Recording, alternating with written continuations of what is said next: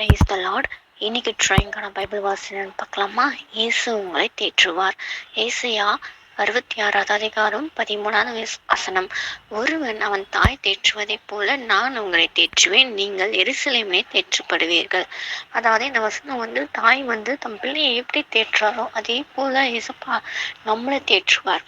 So இந்த வசனத்தை அப்படியே முன்னாடி பார்த்தீங்கன்னா 8வது வசனத்துல பார்த்தீங்கன்னா ஆண்டு அழகா சொல்லியிருப்பார். ஒரு தாயும் குழந்தைக்கும் எப்படி அந்த பாண்டேஜ், எப்படி அந்த தேற்றல் வருது, எப்படி பராமரிக்க, எப்படி அவங்களுக்குள்ள இருக்க ரிலேஷன்ஷிப் அப்படின்னு சொல்லி அழகா மென்ஷன் பண்ணியிருப்பாங்க. நான் வாசிக்கிறேன் 8வது அதிகாரத்துலேருந்து.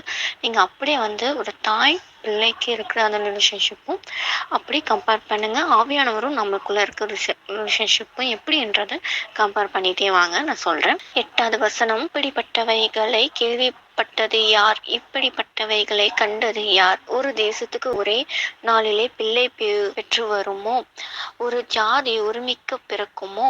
சியோனே வேணில் ஒருமிக்க வேதனைப்பட்டும் தன் குமாரனை பெற்று இருக்கிறது. அதாவது ஒரு ஸ்திரீ ஒரே நாள்ல அந்த ஒரு நாள் அந்த டெலிவரி டைம் அந்த பிள்ளை பெற்று எடுக்கிறாங்க. ஸோ அதை ஒரே நாள்ல பெற்று எடுக்குமோ ஒரு ஜாதியே உருவாக்க முடியுமோ அப்படின்னு சொல்லி சியோன் இப்ப வேதனைப்பட்டு அந்த குமாரனை பெற்று எடுத்திருக்கு அப்படின்னு சொல்லி ஏசப்பா இந்த நாள்ல பிறப்பார் அப்படின்னு சொல்லி முன்குறிக்கப்பட்ட அந்த பிறந்த அவருக்கு பின்னாடி ஒரு சங்கதியே ஆண்டவர் அவருக்குள்ளாக எடுத்துக்கொண்டு வராருல. குமாரன் நமக்காக பிறந்திருக்கார், ரட்சகர் பிறந்திருக்கார் அப்படின்னு சொல்லி சொல்ற வசனம் இருக்கு இல்லையா? ஏசப்பா ஆவியானவர் நமக்கு அமைச்சிருக்கார். ஆவியானவர் நமக்குள்ள வரும்போது அந்த ஒரு நாள் குறிப்பிட்டு வச்சிருக்காரு.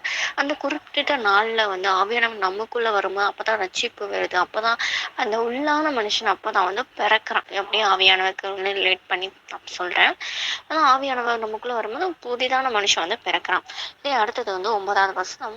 பிரசவிக்க பண்ணுகிறவராகிய நான் பிரசவத்தை தடுப்பேனோ என்று உன் தேவன் சொல்லுகிறார்.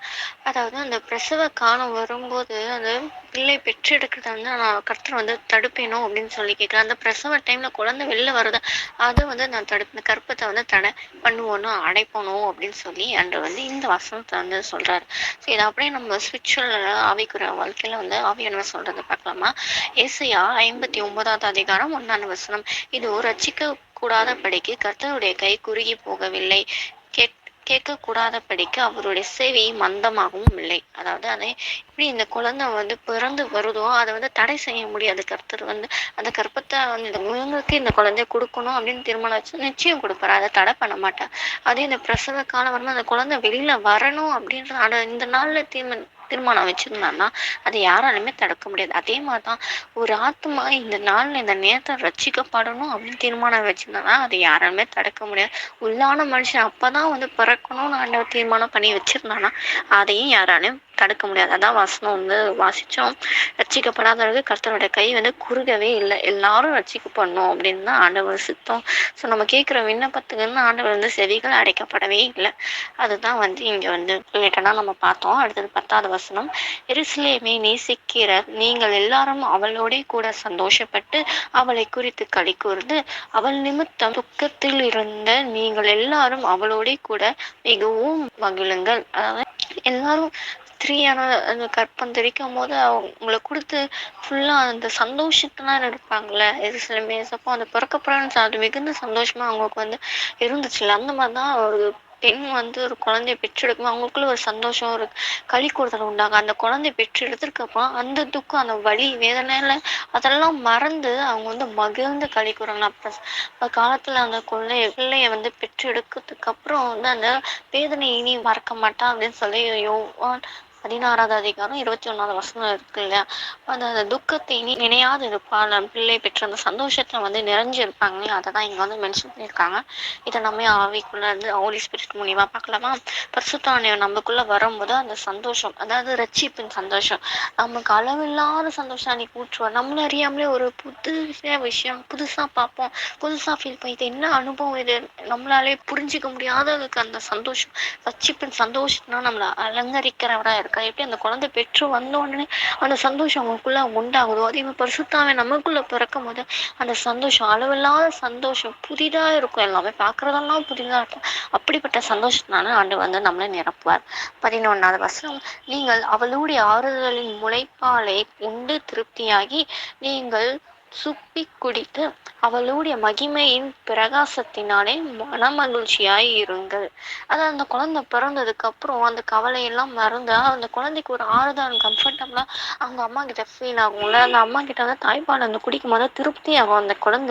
அந்த குழந்தை வந்து சப்பி குடிக்கும். அதை அப்படியே அழகா மென்ஷன் பண்ணியிருக்காங்களே, சுப்பி குடித்து அந்த அளவுக்கு அந்த குழந்தையும் அம்மாவுக்குள்ள அந்த பாண்டேஜ் டக்குன்னு வந்து ஃபார்ம் ஆயிடும். அவளோட மகிமையின் பிரகாசம் வந்து மனமகிழ்ச்சியா இருக்கு. அந்த குழந்தையும் அவங்க அம்மாவும் சேர்ந்து பார்க்கும்போது அது ஒரு மகிமையா, அது பிரகாசமா மனமகிழ்ச்சியா இருக்குமா. அந்த ஒற்றுமை, அந்த உறவு வந்து அவ்வளோ மகிழ்ச்சியா இருக்குமா. அது அப்படியே நம்ம வந்து ஆவியானவர் நமக்குள்ள கிரியை செய்யற விஷயத்த நம்ம பார்க்கலாமா.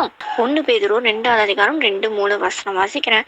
சகல துர்க்குணத்தையும் சகலவித கபடத்தையும் வஞ்சகங்களையும் பொறாமைகளையும் சகலவித புறங்கூறுதலையும் ஒழித்துவிட்டு நீங்கள் வளரும்படி புதிதாய் பிறந்த குழந்தைகளைப் போல திருவசனமாகிய கலங்கமில்லாத ஞானப்பாலின் மேல் வாஞ்சியா இருங்கள். எப்படி அந்த குழந்தை பிறந்தோடனே தாய்கிட்ட வந்து டக்குன்னு அந்த பாண்டேஜ் வந்து டக்குன்னு ஃபார்ம் ஆகி அந்த குழந்தை வந்து அவங்க அம்மா கிட்ட வந்து தாய்ப்பாலை குடிச்சு அந்த உறவுல எப்படி இருக்கோ அந்த வளருதோ, அதே போல் நம்ம வந்து கர்த்தருக்குள்ளாக வளரும் போது ஆவியானவர் நம்மளை வந்து ஒரு ஒரு விஷயத்தும் இப்போ கண்டித்து உணர்த்தும் போது என்னென்ன தப்பு என்னென்ன செய்யக்கூடாது அப்படின்னு உணர்த்தி அதுக்குள்ளாக வளர்க்கும் போது ஆண்டவர் வந்து அந்த வசனத்து மூலியமா நம்மளை பேசி உருவாக்குறார். அதான் உருவாக்கும் போது அந்த துர்க்குணம், சகலவித கபடங்கள், வஞ்சனைகள், பொறாமைகள், புறங்குறதை இதெல்லாம் ஒழித்து விடும்போது நம்ம அப்பதான் வளர ஆரம்பிக்கும். எப்படி அந்த குழந்தை தாய்ப்பால் குடிச்சு கொஞ்சம் கொஞ்சமா வளருதோ அதே போல நம்ம திருவசனத்தை கேட்டு திருவசனம் கலகம் இல்லாத ஞானப்பால், அதாவது ஆண்டவர் வார்த்தை,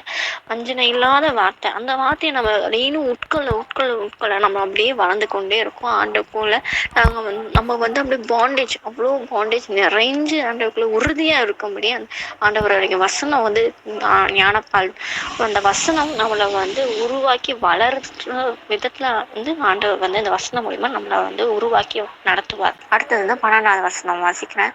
கர்த்தர் சொல்லுகிறது என்னவென்றால், இதோ நான் சமாதானத்தை ஒரு நதியை போலவும் ஜாதிகளின் மகிமையை புரண்டு ஓடுகிற ஆற்றை போலவும் அவளிடமாக பாயும்படி செய்கிறேன். அப்பொழுது நீங்கள் முளைப்பால் குடிப்பீர்கள், இடுப்பில் வைத்து சுமக்கப்படுவீர்கள், முழங்காலில் வைத்து தாளாட்டப்படுவீர்கள். அதாவது கர்த்தர் வந்து சொல்றாரு, உங்களுக்கு சமாதானம் ஒரு நதியை போல வந்து பாயும்படி செய்வேன், ஜாதிகள் மகிமை புரண்டு ஓடும்படி செய்வேன், ஆற்றை போல அதை வந்து உங்கள்கிட்ட பாயும்படி செய்வேன் அப்படின்னு சொல்றாரு. அது குழந்தை அவங்க வீட்டுக்கு வந்த உடனே அது எவ்வளோ சந்தோஷம் இருக்கு, சமாதானம் இருக்கு, மனமகிழ்ச்சி, எவ்வளோ அதை சொல்ல முடியாத அளவுக்கு அந்த குடும்பத்துல வந்து அவ்வளோ சந்தோஷம் நிறைஞ்சிருக்குல்ல. அந்த மாதிரி சந்தோஷம் வந்து ஆவியான நமக்குள்ள வரும்போது ஃபுல்லா நிறைஞ்சிருக்கும். அது சமாதானமா இருக்கும். நம்மளுக்கு அப்படியே இருதயம் ரொம்ப பீஸ்ஃபுல்லா அந்த மாதிரி இருக்கும். குழந்தை எப்படி வருதோ பிறந்த எடுக்கணும், அதே மாதிரி நம்ம ஆவிக்குள்ள பிறக்கும்போது அவ்வளோ சமாதான சந்தோஷமா நம்ம வந்து காண முடியும் நம்ம வாழ்க்கையில. ஸோ குழந்தை அந்த குடித்து வளர்றது போல ஆவியானவர் நம்ம வசனத்தை கொடுத்து வந்து ஆவிக்குற வாழ்க்கையில வளர்ந்து நடத்துவார். குழந்தையை எப்படி வந்து சுமக்குறாங்களோ அதே போல இயேசுப்பா நம்மளை சுமந்து கொண்டு எகிப்திலிருந்து விடுதலையாக்கி இவ்வளோ தூரம் நம்ம சுமந்து வந்ததை கண்டீர்களேன்னு சொல்லி கர்த்தர் சொல்றாருல. ஸோ நம்மளை சுமக்கிற தெய்வன் அவர் தான். முழங்கல்ல காலில் வந்து தாலாட்டு பாடுவாங்களே, அந்த குழந்தைக்கு காலில் படுக்க வச்சு வந்து தாலாட்டு பாடுவாங்க. அந்த மாதிரி நம்மள ஆண்டவர் வந்து கேரி பண்ணி ரிலாக்ஸா அந்த குழந்தை அந்த தாலாட்டு அவ்வளோ ரிலாக்ஸா இருக்கும். அந்த மாதிரி ஆண்டவர் நம்மளை வந்து வழிநடத்துறது அவ்வளோ ரிலாக்ஸேஷன், சமாதானமா இருக்கும், மகிமையா இருக்கும். அவளோட வார்த்தை நம்ம கிடைச்சோன்னா அவ்வளோ சமாதானம், இருதயம் ஃபுல்லா நிறைஞ்சிருக்கும். நம்மளை சுமந்து கொண்டு வை, உங்களை நான் ஏந்துவேன், தாங்குவேன், சுமப்பேன், தப்பு வைப்பேன்னு சொல்றேன்ல, அவ்வளோ அழகா ஆண்டவர் நம்மளை நடத்துறதை நம்ம வந்து உணர முடியும். அதுக்கு அடுத்ததான் வசனம் 13வது வசனம். ஒருவன் அவன் தாய் தேற்றுவது போல நான் உங்களை தேற்றுவேன், நீங்கள் எருசலேமே தேற்றப்படுவீர்கள். அது அப்படியே பரிசுத்தாவியானவர் தான் தேற்றுவாங்க. ஒரு தாய் வந்து பிள்ளைங்க எப்படி அவற்றை அரவணைத்து உணவு கொடுத்து அழகா அந்த பாண்டேஜ்ல நிலைநிற்கும்படி அவ்வளோ அரவணைப்போடு அந்த பிள்ளையை வந்து நடத்த இருக்கணும். அதே போல பரிசுத்தாவை நமக்குள்ள வரும்போது நம்மளை ஆட்சி தேய்ச்சி பலப்படுத்தி கண்டித்து அந்த வார்த்தை கொண்டு பலப்படுத்தி சமாதானம் தந்து மகிமையால் நம்மளை வந்து நிரப்பி அவர் பிள்ளைகளா என்றென்றைக்குமே நடத்துறவரா இருக்கு. அதுக்குதான் ஆண்டு வந்து தாய் ஒப்பிட்டு பரிசுத்த ஆவியானவர் நம்மளுக்கு வந்து வெளிப்படுத்தி காண்பிக்கிறார். ஸோ நம்ம வந்து எசப்பா கிட்ட கேட்கணும். எசப்பா, நீங்க வந்து தேற்றவாளனா இருக்கீங்க, தாயை போல தேற்றவனா இருக்கீங்க. நிறைய பேர் தாய் இல்லாம இருக்கலாம். இந்த வீடியோ பார்த்து கொண்டிருக்கீங்க. நீங்க யாராவது தாயை இழந்து இருந்தீங்கன்னா ஆவியானவர்கிட்ட கேளுங்க. ஆவியான, நீங்க தாய் தகப்பமா இருக்கீங்க. அந்த மாதிரி எசப்பா, நான் வந்து என் வாழ்க்கையில அம்மாவை இழந்துட்டேன், ஏதோ ஒரு விஷயத்துல ஏதோ ஒன்று இழந்திருக்கலாம். ஆனா நீங்க என் வாழ்க்கையில நீங்க வாங்க, வந்து எனக்கு ஆற்றுங்க, தேற்றுங்க, பலப்படுத்துங்க, இழந்ததெல்லாம் எனக்கு தாங்க.